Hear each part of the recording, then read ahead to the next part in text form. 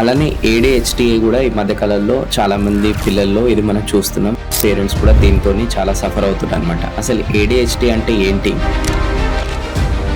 And దీని నుంచి బయట పడడం ఎలా? ADHD ఏంటంటే attention deficit hyper activity disorder. దాంట్లో 3 మెయిన్ పార్ట్స్ ఉంటాయి మనం చూడాల్సింది. ఒకటి హైపర్ యాక్టివిటీ. ఒక అబ్బాయి వచ్చారు, 8 year old అబ్బాయికి ADHD ప్రాబ్లమ్. సూసైడ్, చచ్చిపోదాం అనుకున్నారు. అంటే నేను షాక్ అయిపోయాను.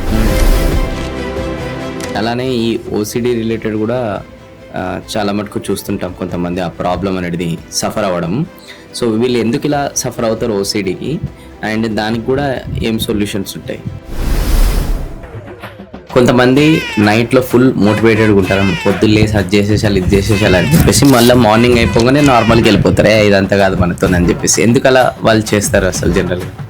యూజువలీ బ్రెయిన్లో ఏం చేంజెస్ ఉంటాయంటే అండి, నైట్ మనకి కొన్ని మంచి హార్మోన్స్ రిలీజ్ అవుతాయి. డోపమిన్, అడ్రినలిన్ కొంచెం ఎక్కువ ఉంటాయి నైట్ లో. కానీ మార్నింగ్ లేవగానే కార్టిసాల్ అనే మన స్ట్రెస్ హార్మోన్ చాలా హైగా ఉంటుంది. అప్పుడు ఏంటంటే మనం రాత్రి అనుకున్నది ఇప్పుడు లైట్లే అనిపిస్తుంది. So that is the reason.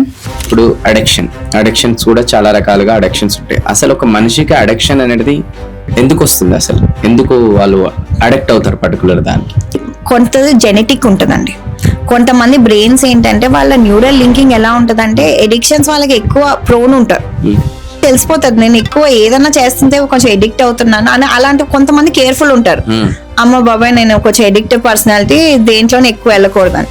కొంతమంది అసలు ఓకే ఎడిక్షన్ ఉందని తెలిసి కూడా వాళ్ళు బ్యాడ్ హ్యాబిట్సే చేస్తూ ఉంటారు.